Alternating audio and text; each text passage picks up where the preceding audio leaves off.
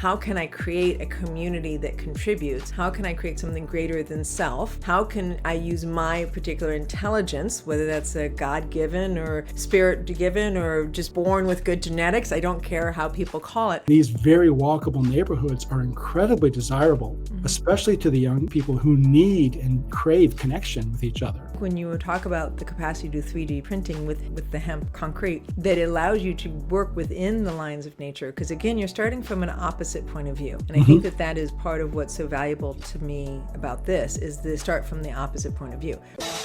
I am Christina Suter, and this is the Real Estate Breakthrough Show, where we talk about the reality of real estate, the mindset you need in order to face the reality of what it is, and tips and tricks to get you moving forward in investing. I am your host, Christina Suter. Hey you, this is Christina Suter with Real Estate Breakthrough. I'm excited to have you guys here today. I found a gem, and I mean a gem. He is a rare human being. Not only is he smart, okay, you know I love smart people, and I really love smart people, and I love bringing you smart people. But he also has, I think, the heart and the wisdom to create this unusually valuable project that I really wanted him to tell you guys about. So Steve Streetman, welcome to the show. I loved meeting you at the collective inner circle that we both belong to. And again, thank you for the hug. I mean, you know me, guys, I'm a sucker for a good hug, a good, authentic hug. So Steve, tell us, welcome to the show. Thank you, Christina. Really appreciate it. Love having you here. I really, as you know, I want to hear a little bit about your background so that people can understand what I understand, which is how your background is leading into what I feel like is sort of like a life's purpose. Maybe you relate to that concept, maybe you don't, but I definitely do. Oh, absolutely. I absolutely do. And I guess for me, it really started in college. I created my own major, music modified with mathematics. As far as I know, I'm the only person ever to graduate from Dartmouth with that major. And my whole life has really been bringing sort of that synergy of feeling and science together. But I spent most of my career as a data scientist. I'm sort of recovering from that right now, but I did a lot of work with data. I broke codes and ciphers. I worked in the intelligence community. I have a patent for a way of putting sensors together. I'm an expert modeler of various types of physical phenomenon, and now, of course, of real estate. And that was my main career until 2004, when I read Rich Dad, Poor Dad, as so many people did.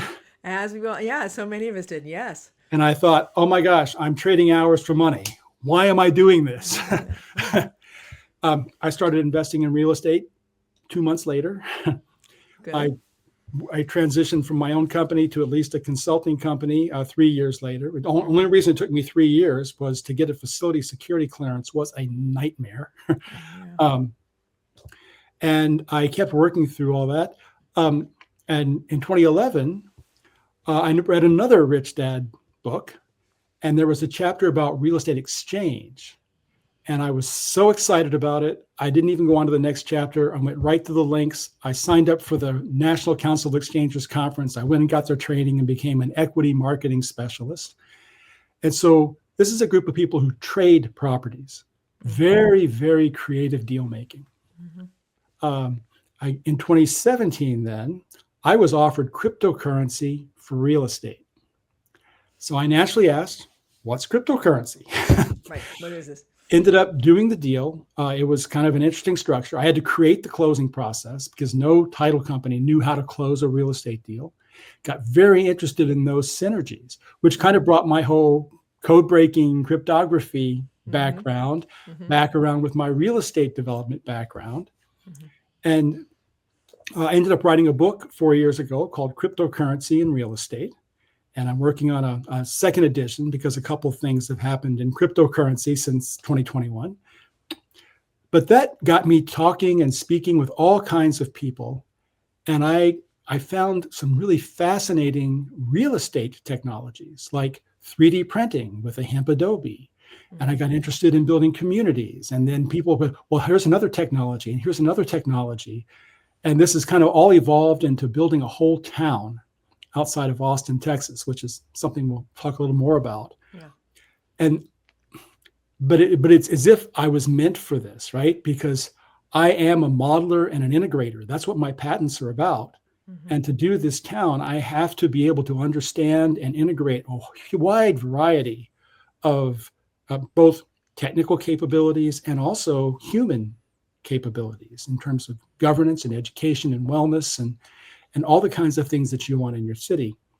And so I'm here. It is your story, and I kind of, I have to confess, I kind of prepped Steve to be able to say his bio in such a way that it fed the story that I want you guys to get, which is the background that he brings to this, right, Steve, that you bring to this is, like you said, it's a modeling background based in humanity. How can I create a community that contributes? How can I create something greater than self, which, as you guys know, I'm passionate about?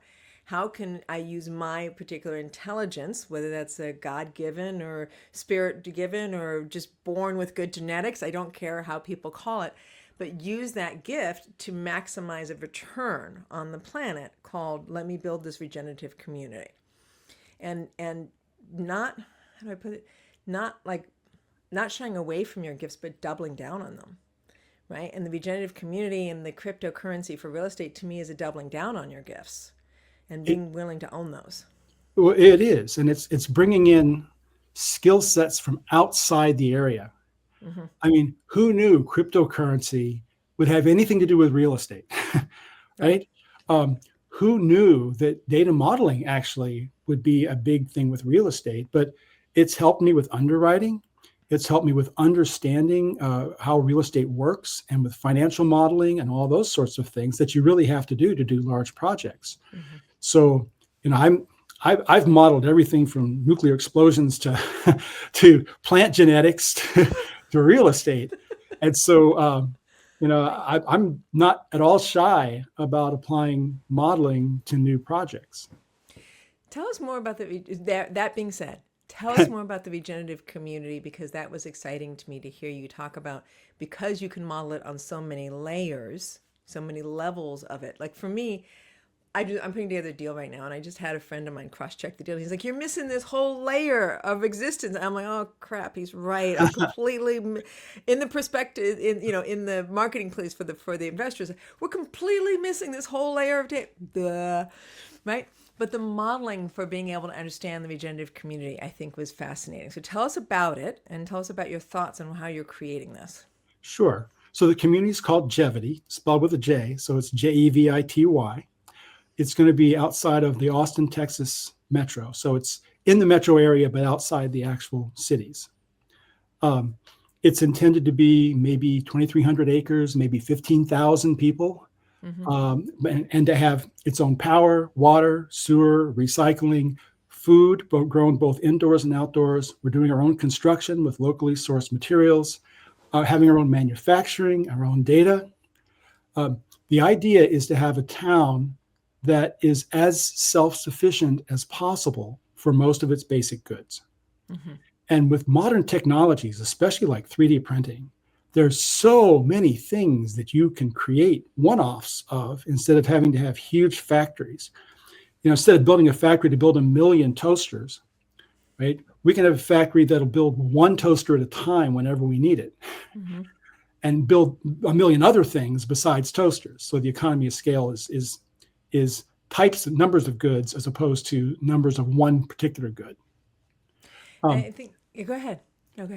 And when I first started this, my first plan was just to build some homes, right? I wanted to do 3D printing in this sort of a hemp adobe, which would be an ecologically sound material like a high performance concrete.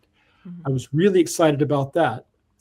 But as I was brought into it, I realized, okay, homes are good. They're very important. But right now, we're designing our communities so the homes are off to one side, the commercial's off to one side, the industrial's off to one side. Everything's segmented and fragmented, and people live in a box, they get in a box to drive to another box to work. And I wanted to think outside the box. So we are, when I first started this, I started assembling technologies, right? Because I'm a tech guy. Right? I do sensors, I do data, I've done all kinds of stuff like that. So it was, okay, power, it was water, it was sewer, it was all these sorts of things. And I was almost ready to stop there. And then I realized I've missed the whole point. And I think you're bringing this around. This has to be a human. People have to live there. And what we're really missing isn't just, affordability. Affordability is missing, but that isn't what everything we're missing. We're missing community. We're missing connectedness. We're missing health. We're missing a whole bunch of things that really could be encouraged by a good community design, but really aren't there now. And so now we have all these systems that have to interact with each other. I mean, the food has to interact with the waste and the recycling, and the waste and recycling have to interact with the power, and the connectedness has to interact with nature, because we're so divorced from nature. Right now, we go and we build a neighborhood, and what is the first thing they do? They tear down all the trees, every single tree. And if it had a beautiful little hill, whatever, forget that. Let's flatten the whole thing out. So now we have this whole flat dirt area. We go build a bunch of houses, and we plant a few scraggly trees and some grass, and we call that a neighborhood. Right. And we don't want to do that, right? We know, for example, that a neighborhood is 10 degrees cooler when you have shade. Right. So don't tear down the shade. Leave it there. Build inside it. Nest your homes. Don't, just wholesale destroy everything.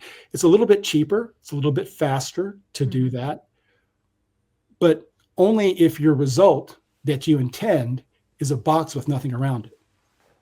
So if you want to have a place that's embedded in nature, then you need to leave nature there. It's cheaper and faster to actually leave it there. So I know I'm kind of going over the 3D place, printing allows you to do that, right? So I have a previous show for my listeners. I have a previous show on hempcrete and how it can be used. So you can go look that up. But I think when you talk about the capacity to do 3D printing with the hemp concrete, that it allows you to work within the lines of nature. Because again, you're starting from an opposite point of view. And I think that is part of what's so valuable to me about this, is the start from the opposite point of view. We're not just building a bunch of homes to then build a community around the homes. We actually are inviting a bunch of humans to involve themselves in a community. Yes. Right? And then when you do that, you go, well, then how do we build from there?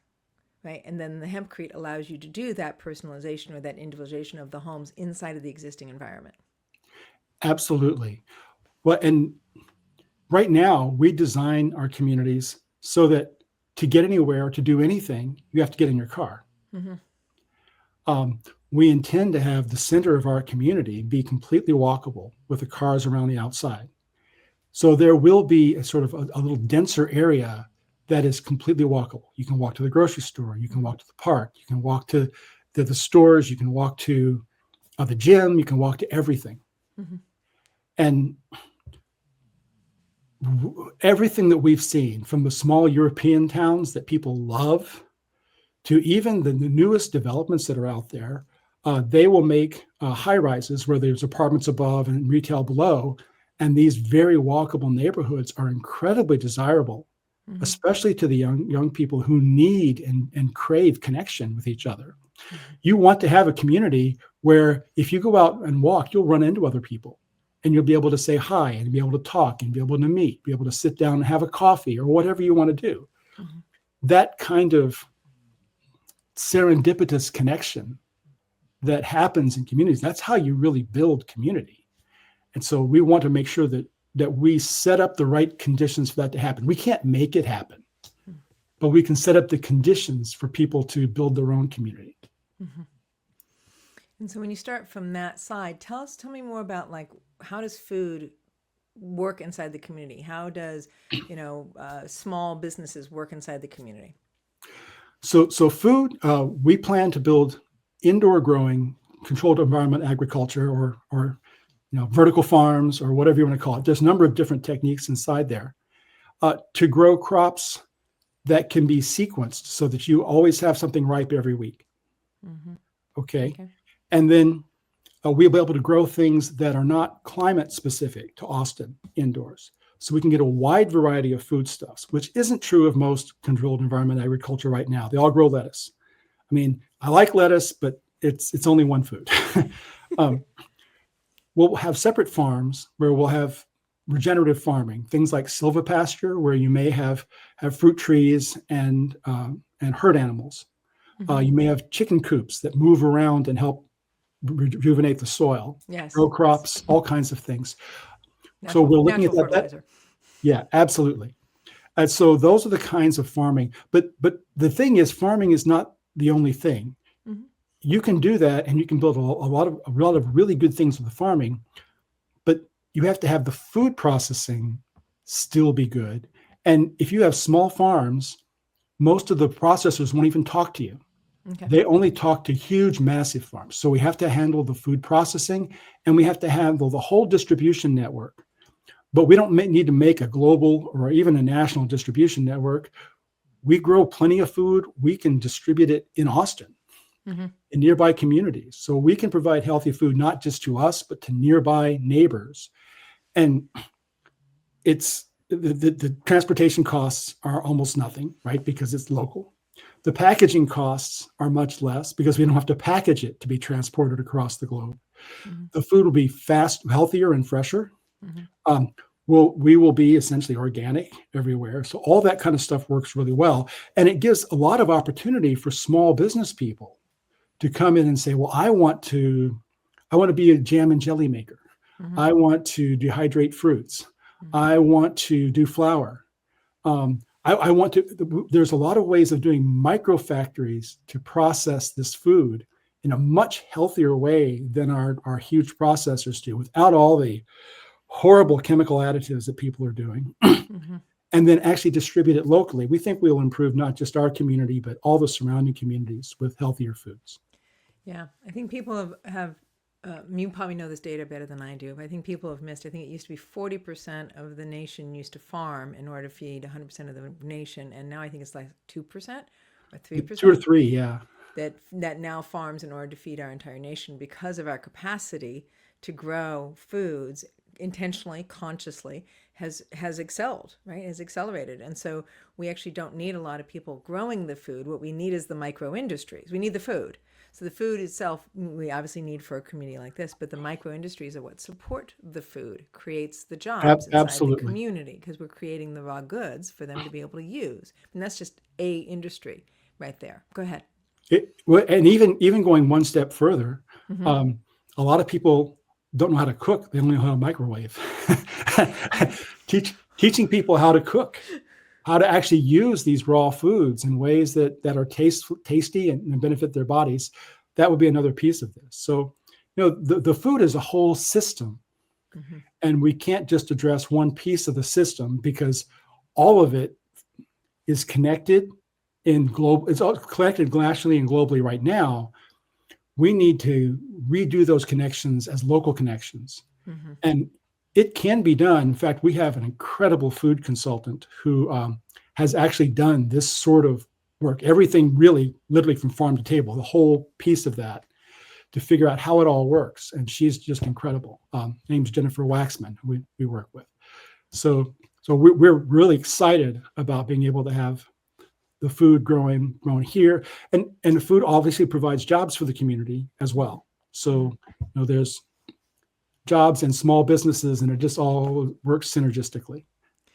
And again, I'm reminded of how my husband said that, is it Kelly Johnson, who used to work for Lockheed? He said he could build a whole plane in his head. He's one of the few people who could see the entire plane in his head, the systems, the way the systems interacted, the way the sections of the plane would be built in sections, and they had to put the sections together. Like, he could see it. And that's what made him unusually talented in being able to build a plane.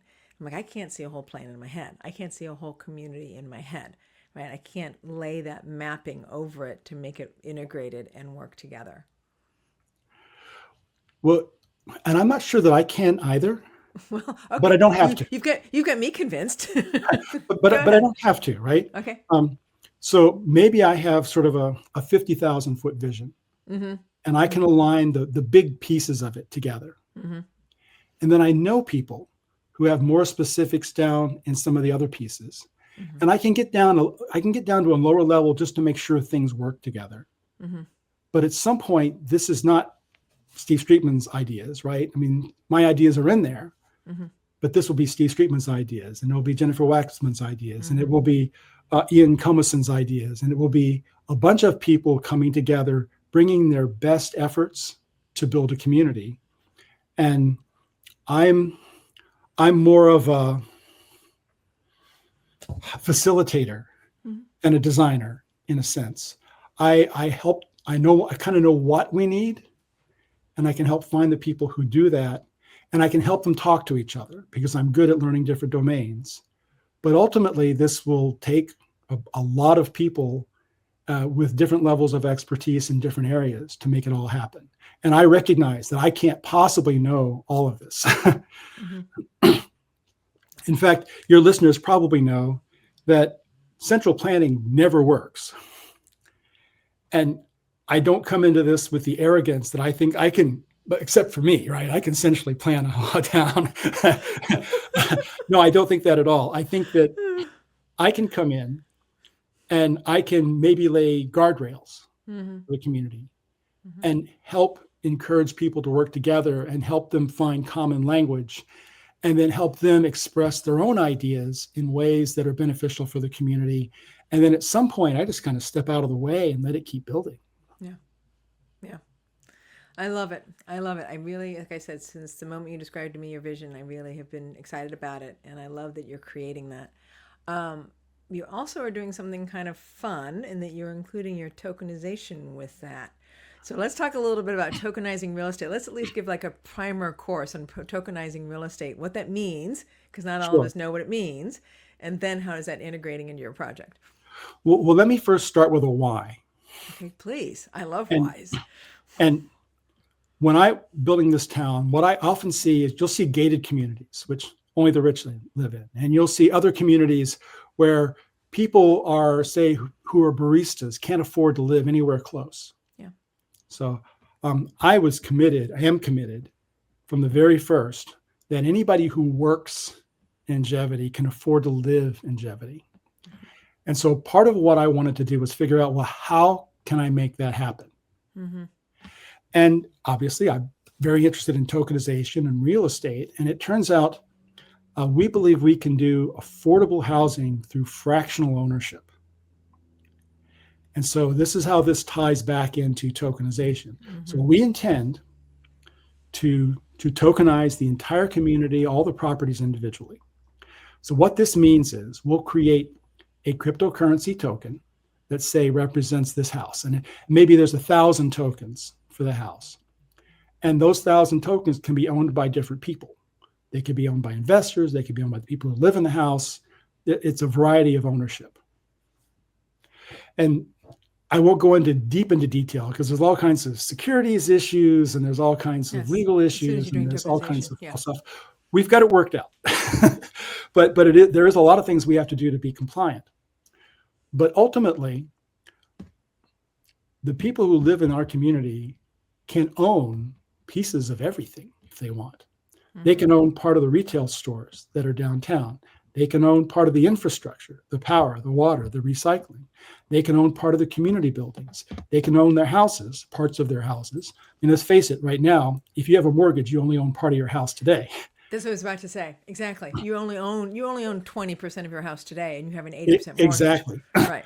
But under our, we call it stewardship, right? This is a new form of ownership that combines ownership, equity ownership, rental, and property management. Okay.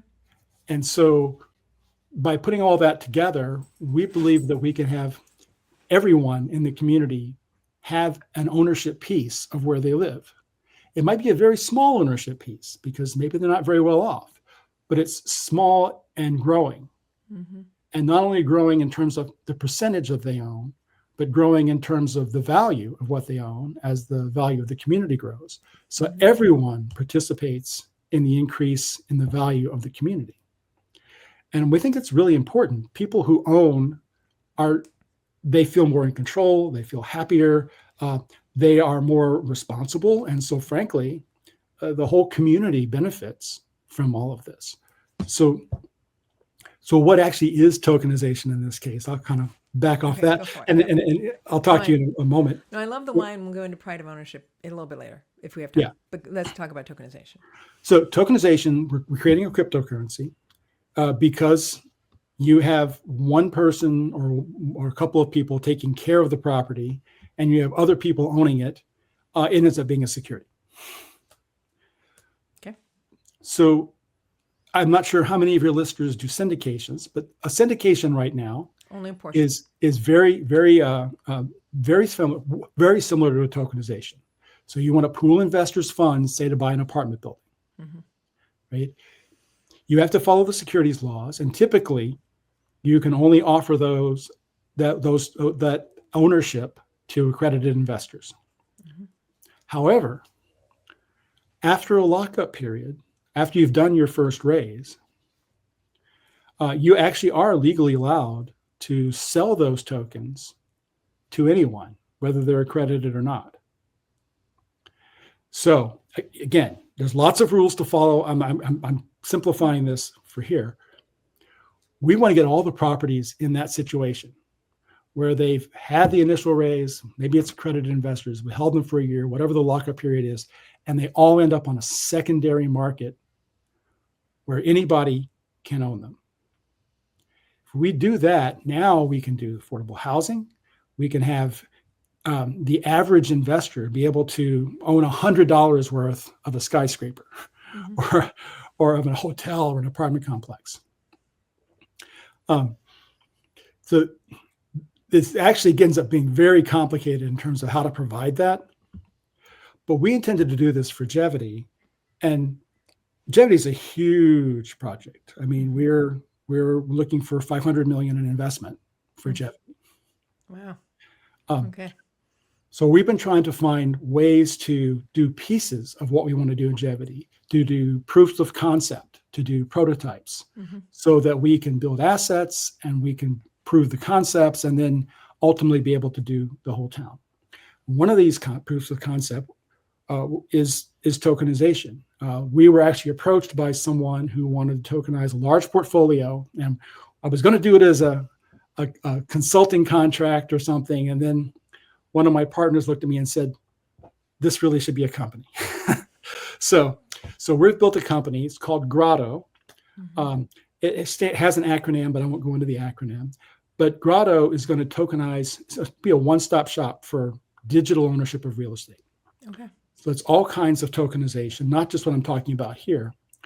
But Grotto is going to develop the stewardship model. In fact, we have, besides Jevity, we have another interested party that's a nonprofit building veterans homes. And we have other people who are interested in digitizing various real estate assets and sort of real estate adjacent assets. Things like digitizations of factory models that have an income stream associated with them. So we're working through a number of initial customers. And we think by building this marketplace of democratized real estate investment, that it will be very attractive and ultimately will really take off. Well, even whether it's us or whether it's someone else, other people are building pieces of this. But as we talked about earlier, right? My background, I come in from the data side. I've done actually crypto analysis as opposed to cryptocurrency. I've done the real estate development. I've done syndications.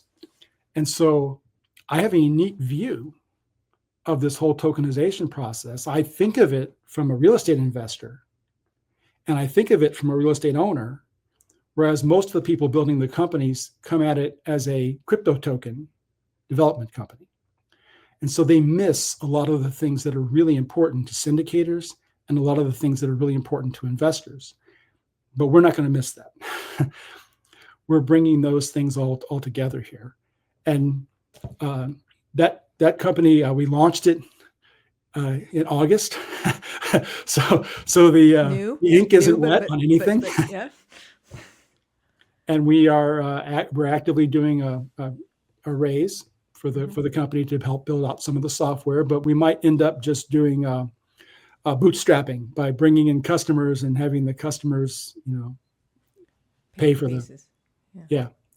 So that's kind of the tokenization side and some of the things we're trying to do. But we think, I guess, besides all what we're talking about, you can actually increase the value of the real estate by adding liquidity to the investment. Mm-hmm. And so that's another piece that we'll be doing. So if you were to tokenize your property with us, Mm-hmm. you could expect that the value of your tokenized ownership might be 10%, 20%, 30%, maybe even 100% more than the value of your real estate holding. So, and there's ways of getting loans secured by the tokens Mm-hmm. instead of secured by the real estate. By the real estate. Yeah. So it's one step removed, but there are ways to actually, there's just so many more ways to manage your equity in real estate than what you have right now with tools that are involved with real estate investing. Exactly. And tokenization, I mean, I don't fully understand it, but I do know just from what little I've read or understood or have heard you talk about is that just the fact that piece of real estate can move from person to person to person who finds it most valuable at that time. Yep. Right? It adds value as in a greater net worth or a greater price for that piece. Like, hey, no, I really want that piece over here, but I need it for this piece in my portfolio, whether the agenda in the portfolio is cash flow or whether it's appreciation or whether it's diversification based on asset type or based on region. That piece now can sit in this place in my portfolio. That's valuable to me. Just as you would do, sectors inside of stocks, you can do diversification inside of real estate. So just as the simplest, most basic example of why something can be more valuable if it can move more easily from hand to hand to hand to hand, it allows it to have velocity in price. So, That's I don't know all true. the ins and outs of that. I just understand that concept. Well, and the jargon in there, you have net asset value or NAV, right? And then you have MNAV or market to net asset value. And so that's how the market prices the net asset value. And usually when you have liquidity, the MNAV is larger than the NAV. And that's how we look at it. That's how you look at it. All right. I'm sure there is 20 more million things that we could talk about or go even deeper on the tokenization of real estate by itself. But if people want to get a hold of you, if they want to understand your new business, which is how to actually have tokenization of real estate happen and find a place to purchase tokenization or tokenized real estate, which it sounds like is the basis of your company, how do they get a hold of you? And then if they want to know more about Jevity, how do they do that as well? Sure. So the easiest way to get a hold of me is on LinkedIn. So if you search for Steve Streetman on LinkedIn, I have a picture on there. So if you see me now, you can kind of get an idea of what.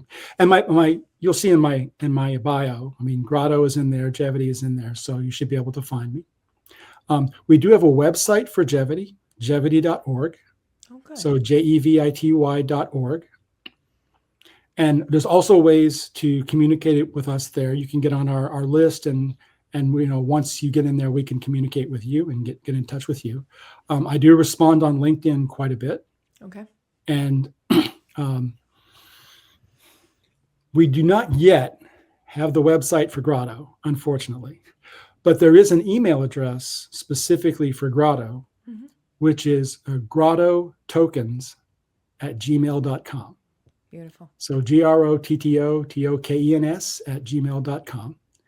So between those three, you should be able to find me. And I would love to talk to people who are interested in communities. If you want to live there, if you want to help build it, if you want to, certainly if you want to invest in it, please talk to us.